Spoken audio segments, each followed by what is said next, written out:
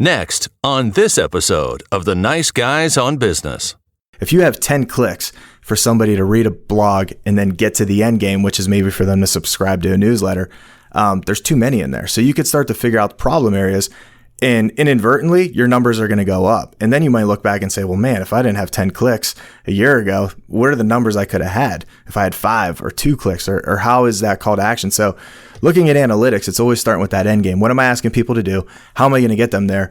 And then starting to understand how that data helps them achieve that and how it helps you achieve knowing what the reach of your audience is, because you may end up finding that you have a sweet spot and you're never going to be more than this and you're never going to be less, but you could always measure against that. If my calculations are correct, when this baby hits 88 miles per hour, you're going to see the Nice Guys on Business podcast. Need an education on how to grow your business? The Nice Guys are here to help. Learn about great customer service, networking, and how just being nice can help you prosper. Now, here are your hosts, Doug Sandler and Strickland Bonner. I'm ready. I'm eating my M&Ms. Hold on. Okay. Let me drink. I'm ready. And you're always accusing me of eating on the podcast, and here you are. I'm back from vacation. I just haven't had a chance to really have a balanced meal, so I figured M&Ms, that's a good balanced meal? Like they balance in your hand well? They don't roll off or something? Oh, yeah. I just mean physically balanced. I can actually carry M&Ms without losing my balance. And you want to do that before you go off on vacation again on a cruise where you're going to eat really badly, right? Oh, my gosh. I can only imagine what I'm going to be putting into my body when I'm on this cruise with my daughter. It's going to be the best thing ever. Funkin' fans, listeners, welcome back. Welcome back. I think we are into our Monday episode now. Unlimited pizza. Oh, so dangerous. I love cruises, but man, they're just food constantly, and it's all so good. Have you been on many or just 4 or 5 maybe? Yeah, I really love them. Yeah. I do love cruises. My wife does not like them. She thinks that she considers them like floating trash barges. To each his own. But to each his own. But it's potato. It's all perception. Floating trash barges, but a great pool and wonderful entertainment on board too. But this is all about Ross Morrone. This is not talking about the tomorrow. We can talk about your cruise. How's that? Okay, that sounds good. So tell me a little bit about Ross, and then we'll get to the interview. So Ross is the director of marketing at Youngstown State University, but really this is all your interview with him. It's really all about his podcast, which is called This Is Marketing. What do you think it's about, Doug? I'm going to go with marketing for 400 wink. Ding, ding, ding, ding. That is exactly correct. He is all about marketing, but it really is about the digital marketing, digital consulting. He does speaking as well, but really the podcast is interesting because it's all about marketing. Well, I was talking to him about his marketing podcast and exactly how that fits into his world. And, what was so great about it was that it's not like he doesn't have a plan. I mean, the guy definitely has a plan and he's all about marketing, but it was more about his love of marketing and the fact that he really does get his message out. And we talk about these unique ways that we can actually market our products and services. One of the ways that you can do it is through podcasting. He shares a whole bunch of really cool ideas about a little bit of out-of-the-box thinking when it comes to how to market a university too, which is what he does with his job. So, good interview, fun guy. Definitely knows how to bring a little bit of interest to a world that could be, everybody is in digital. A lot of people do digital marketing, and he kind of breaks it down so I understood it a little bit better. I don't know if maybe it's me. I mean, do you know a lot about like how to market stuff? I mean, what people like, how are they going to like it, whether something's going to fall on deaf ears or exactly how to get your message out? It's just not something I'm good at. I can barely get on social media and check Twitter once a week. I mean, no, I don't know shit about that. So he shares with us a little bit of information about how he does his thing with the university that he works for, how he really pushes his message out through the podcast, and good guy also. He does a very interesting topics on a lot of his podcast episodes too.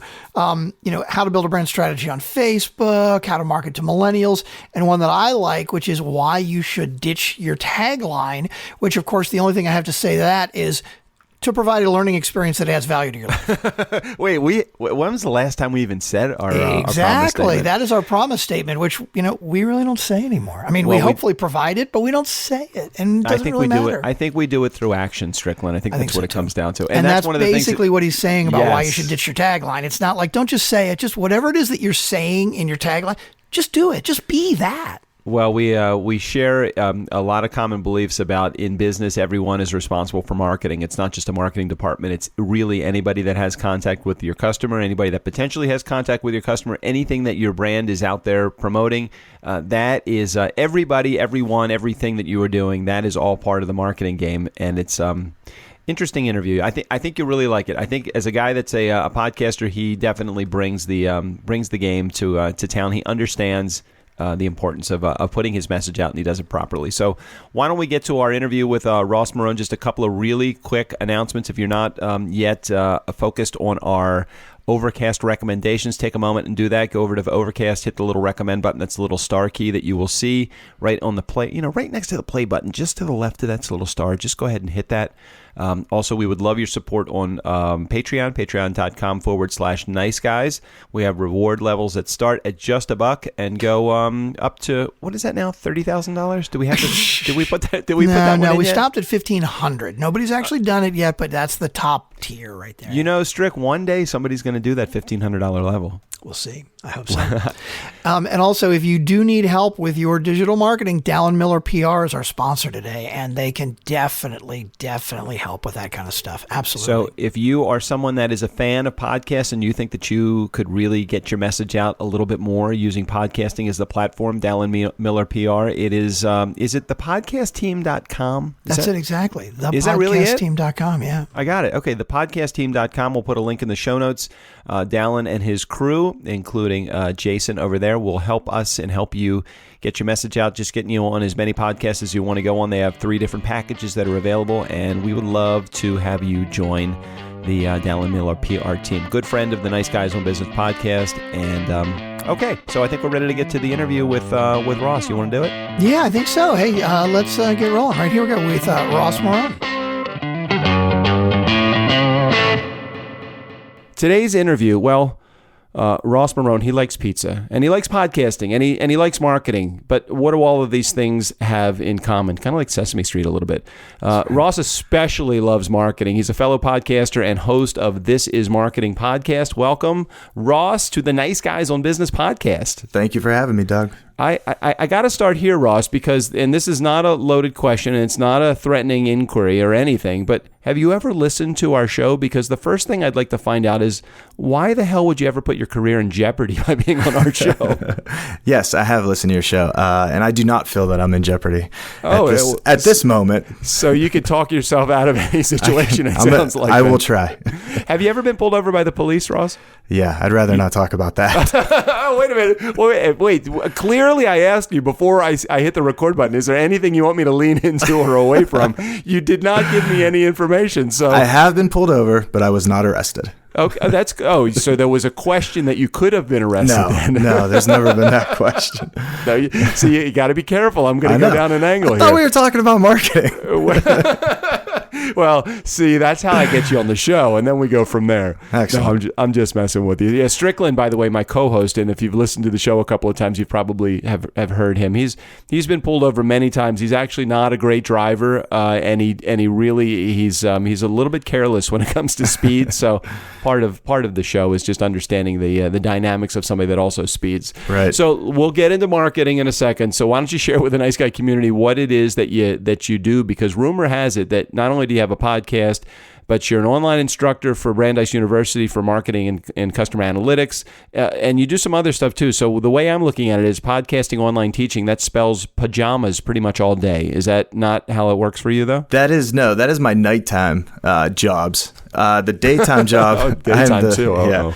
I'm the director of marketing at Youngstown State University. So that's the full-time gig. So what does that look like? So do you actually market for the university itself? Yes, it's all of our marketing and branding strategy, but that encompasses everything from social media to traditional marketing to working with departments. And we're actually a university that's broken down into colleges. So many clients, but it's all internally into business. So it's marketing everybody. So you have to be a huge fan of marketing, and you have to probably stay on the cutting edge of everything marketing involved, right? Yeah, and it's figuring out what works for us and then cutting loose the things that don't too. And that's half the battle with, I think, a lot of businesses in general. Well, and I agree with you. And some of the stuff that you've either written, or I can't remember if you wrote it or you said it. I don't know. You'll get to know pretty soon, Ross. I don't know what the hell I'm talking about. And usually, if I don't know what I'm talking about, I just make shit up. So I'm going to go along with it as we go through it. You say everyone in your company is responsible for marketing. So I get what that means, kind of. But why don't you share in like a little bit more finite detail what that means to you?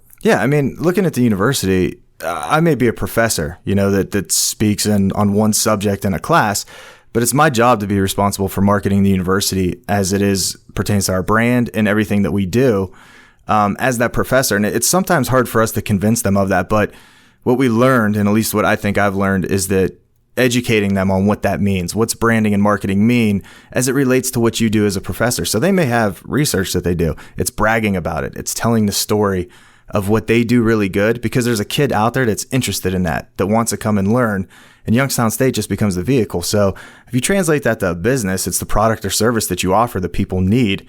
But even as a salesperson or the person that makes it, they have to be the ones that also can convince others of that. And by bragging and telling that story, it helps with that.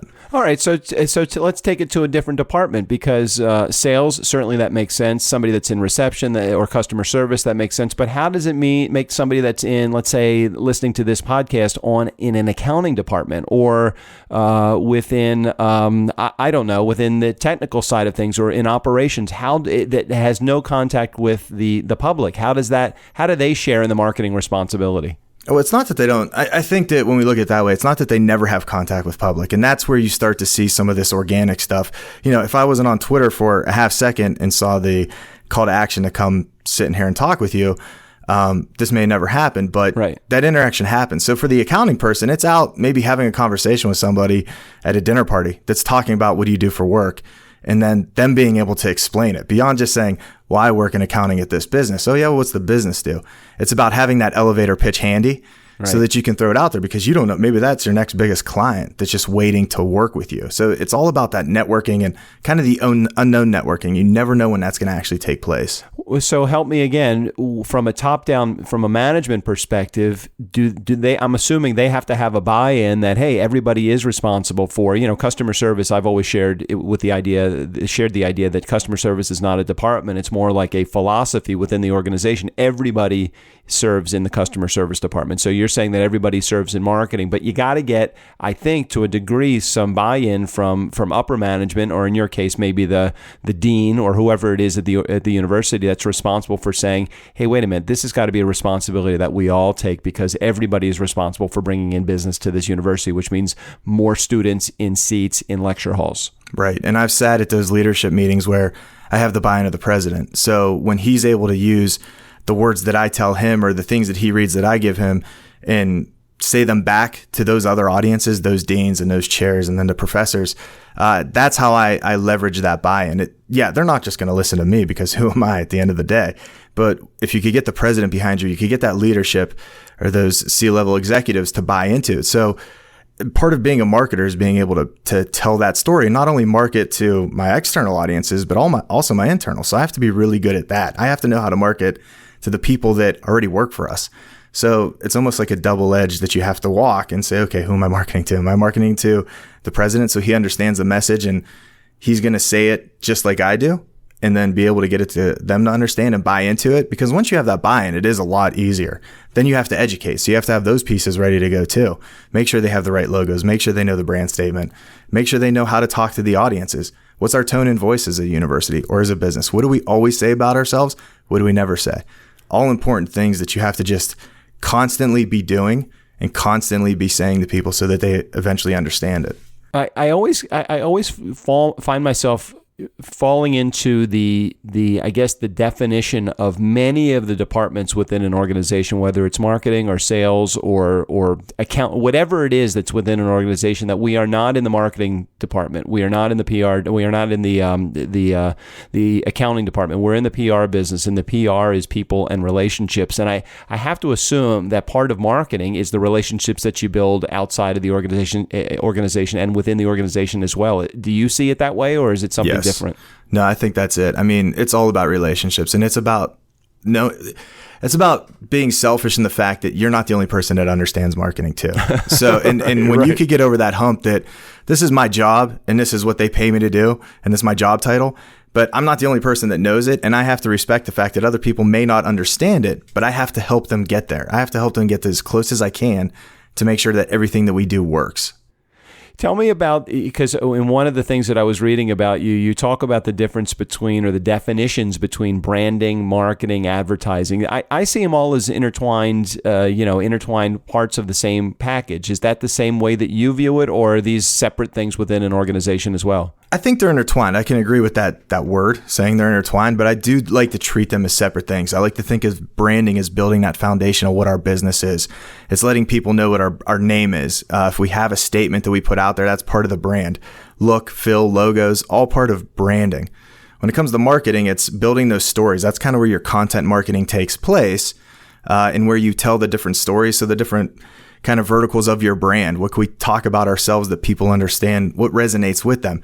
Advertising is the vehicles of doing that. So it's the digital marketing, the Facebook of the world, the places where we actually spend money. So I used to treat them as one. And then it's easy for each one of them to get cloudy and saying, well, which part of this is it? Is it branding? Is it marketing? Well, I don't know. So I broke them apart in my mind, and it made it a lot easier for me to know which parts I'm doing. When I'm doing branding, I'm pushing just the brand, the logos, the title of our company.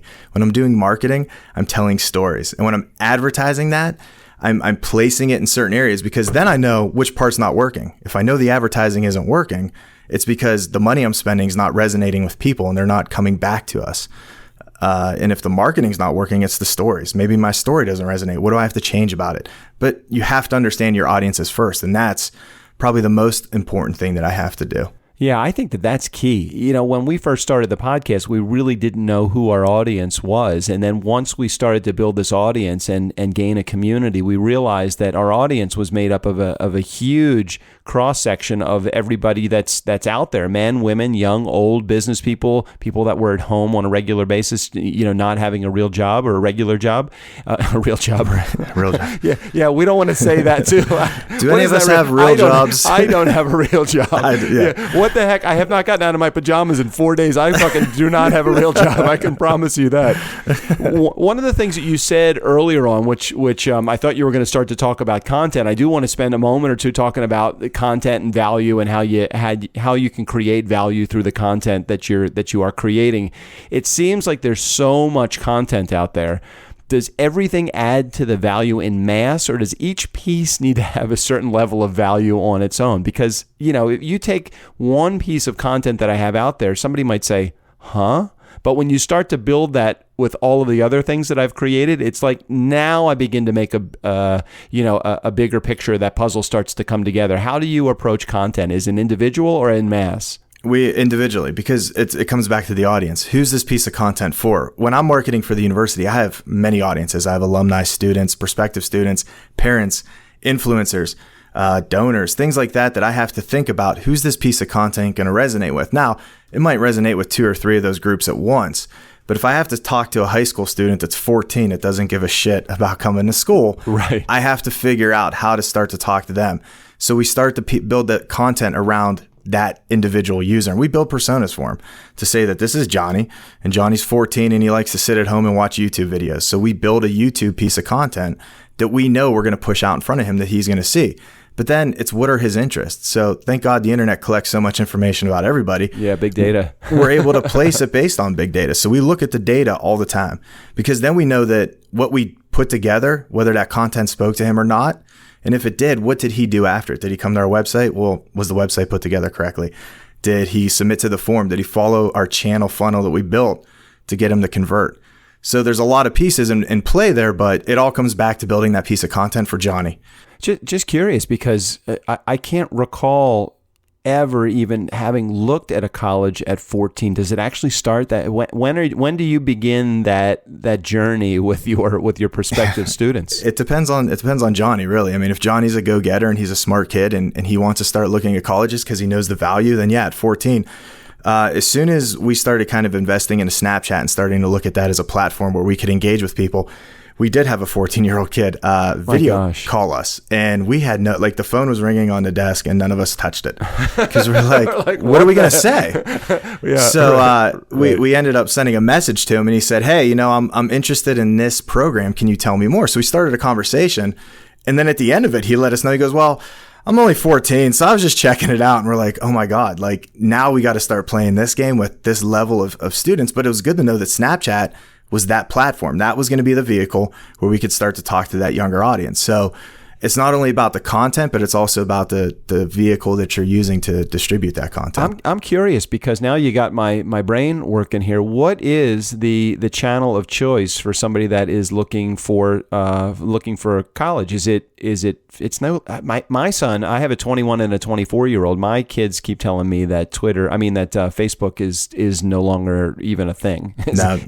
No, the parents are on Facebook, and that's the audience we see there. That's our alumni network, our prospective donors, right, and everyone kind of in between. We see that a lot of our alumni really engage with us on that platform. But for that younger audience, it's the Snapchat, it's Twitter, and it's Instagram. But it's all three. There's not one channel that they're all kind of gathered in that we could go and just hit so hard that they're all resonating with us. We have really great followings on Snapchat, and a lot of that's we've gotten that through traditional marketing, which I hate, but I love it. I hate it. I don't know what I am about it. But as soon as we threw a billboard up that was yellow, our brand colors are red, black, and white, we threw a yellow billboard up that had the Snapchat Ghost and just our handle name and nothing else. No call to action, except there was a whole call to action itself. And we immediately started to see followers start to come onto our platform on the Snapchat. When you say a billboard, you mean literally a billboard, or are you talking about a digital billboard? No, it was a digital, and we actually had some vinyls that we printed. So it was both. No, I mean you like out there, like on the road. Oh yeah. No, they were on the road. Not on the computer. No, out there on the road. Yep. That's interesting. So you actually took two different approaches to marketing. You took a brand. I mean, you took the old school billboard format and put a Snapchat logo up on there. I never would even think that would be something that somebody would. And we ran it for a year, and I never saw another Snapchat board from anybody else. I actually tried to put the Ghost, and that was it. That they can actually scan with their phone. Right. But the billboard company told me I would have caused accidents, so I couldn't do that. True. So what did you have to put? What words did you have to put on there? We just put the handle. We just put Youngstown State, and we got people to follow us that way. And wow. we didn't have to tell them follow us on Snapchat, because those people that saw that Ghost knew what it was. They knew where to find us. Yeah, I get that for sure. So you sound like, and you seem like, again, in part of the research that I've done on you in the last few days that we've connected, you're a by the numbers kind of guy, and I love analytics, but I'm never really sure how to make them work for me. I mean, doing an analysis of our numbers, website visits, downloads, whatever, we are measuring like what we have, but how do you change what you have? I'm just doing an analysis of it. Like, am I controlling the people, or am I the people controlling me based upon the numbers that I'm getting? You know what I mean? Am I confusing you a little? No, you're controlling yourself, because you're holding yourself to maybe one number and saying, hey, I got my 10,000 hits for the month on the website or on this piece of content, and that's what I wanted. What I always like to do is start backwards and say, okay, what are we asking people to do? Exactly. And then start to fall backwards into that funnel path, because there you could find the mistakes. If you have 10 clicks for somebody to read a blog and then get to the end game, which is maybe for them to subscribe to a newsletter, there's too many in there. So you could start to figure out the problem areas, and inadvertently your numbers are going to go up. And then you might look back and say, well, man, if I didn't have 10 clicks a year ago, what are the numbers I could have had if I had 5 or 2 clicks, or how is that call to action? So looking at analytics, it's always starting with that end game. What am I asking people to do? How am I going to get them there? And then starting to understand how that data helps them achieve that, and how it helps you achieve knowing what the reach of your audience is, because you may end up finding that you have a sweet spot, and you're never going to be more than this, and you're never going to be less, but you could always measure against that. Can you break that down into some practical analysis in real world things? Can you share with me what that means for either your college or for a company that you've done some work with? Because I understand what you're saying, but when you say work backwards, I'm like, yeah, I would like to be able to know what that means and how to manipulate that. But what does that mean in the real world? Right. So when we just launched relaunched our website at YSU about a year ago.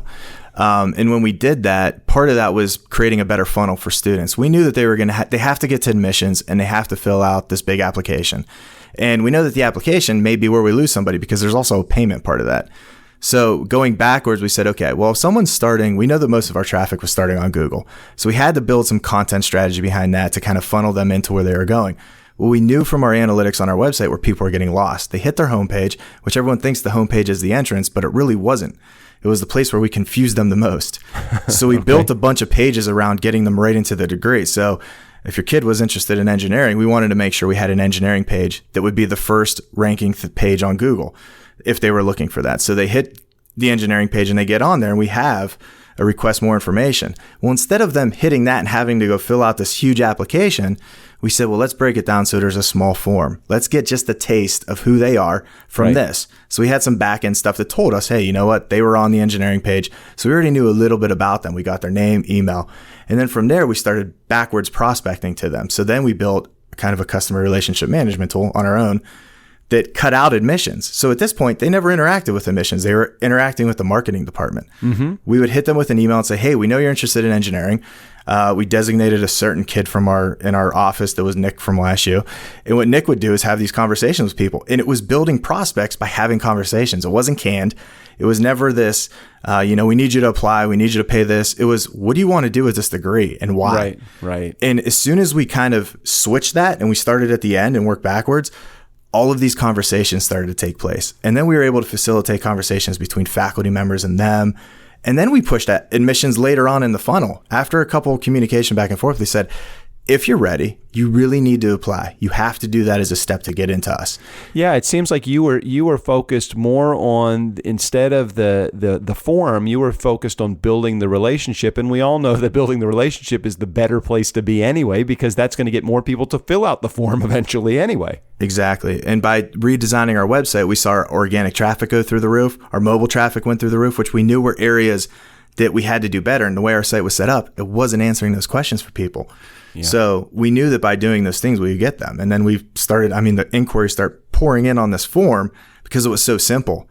So then we were doing triage. They're like, okay, where are we putting everybody and how are we keeping track of everything? What are we measuring it against the actually admitted list and things there? So it worked, but it ended up being a lot more work for us to start to figure out how to make it work successfully. Yeah, but it sounds like it's something that you can then duplicate with every freaking department that you have within the university. And not only that, but it's not rocket science. So it's not like we're the only university that does this. So anyone that's listening to this that says, hey, I work at a university, you could do the same thing.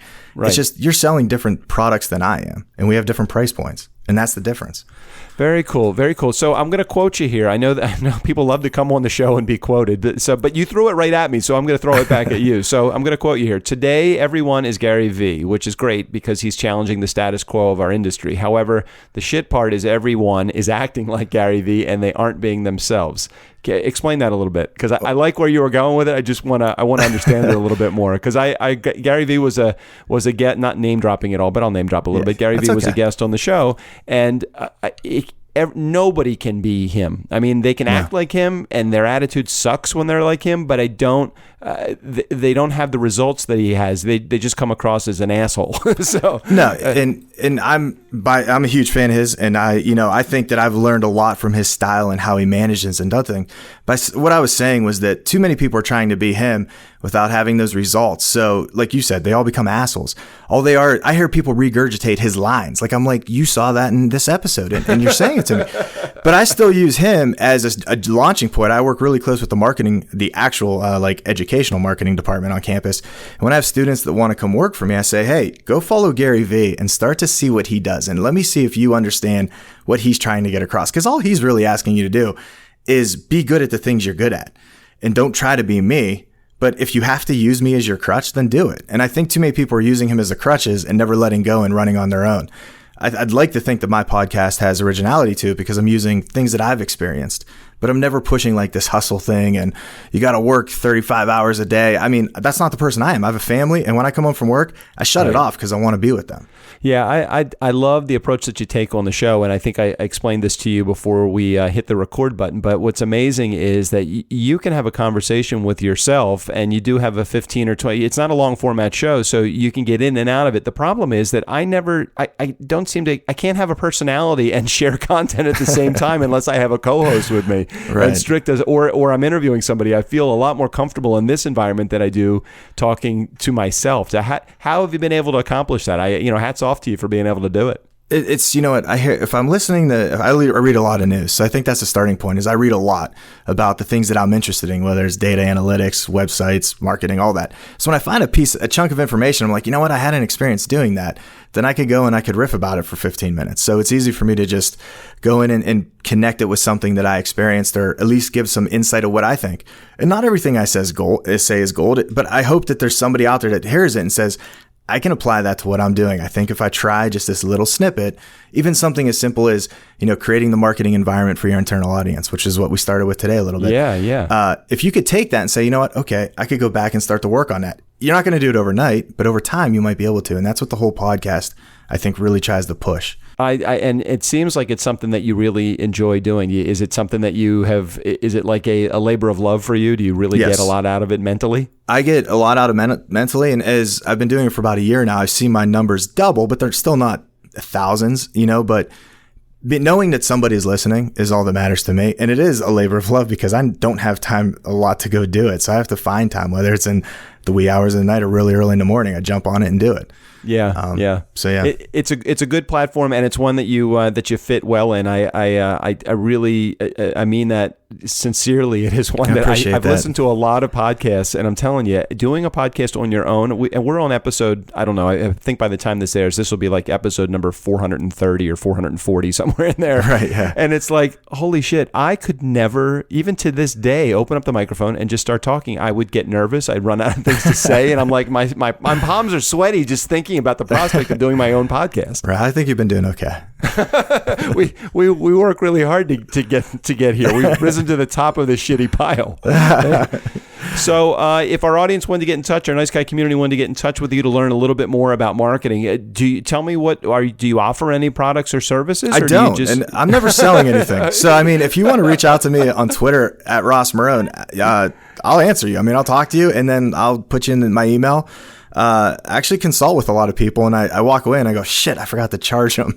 Yeah, I think this is a business. You have an opportunity. I know, and I see them later on, and they say, hey, thanks, we're doing well, and that makes me feel better about it. So, I have other things that are making me my cheese at the end of the day. So I really just like giving my insight and advice and kind of taking what I've learned. No, it's great, and that is what really makes it a sincere message, and a message that I know that you genuinely love doing. You're not out there looking for the gold at the end of the rainbow, and certainly your job, this is helpful for that. But it's one of those things that you do because you love it. And we've been doing this for 2.5 years now, and we are still trying to figure out some of the direction that we're going in. We figure out new things every day, and we love doing it. We're 5 days a week now, so it's like, okay, awesome. This is an interesting thing. So, Ross, thank you so much for being a part of the show. So reach out to Ross on Twitter. What's your Twitter handle, Ross? This is my name, at Ross Morrone. All right, so we will make sure that we put Ross's contact info right in the show notes. And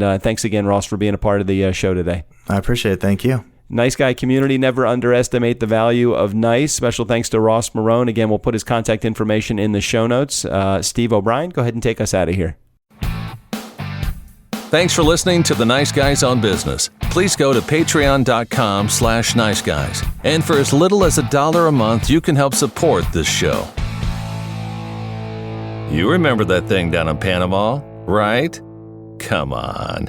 You owe them. All right, the Nice Guys on Business podcast, Ross Morrone's interview. Oh, you got to always have the last word, don't you, Doug? No. All right, that's good. Is that it? Yeah, I think it's good. Oh, good.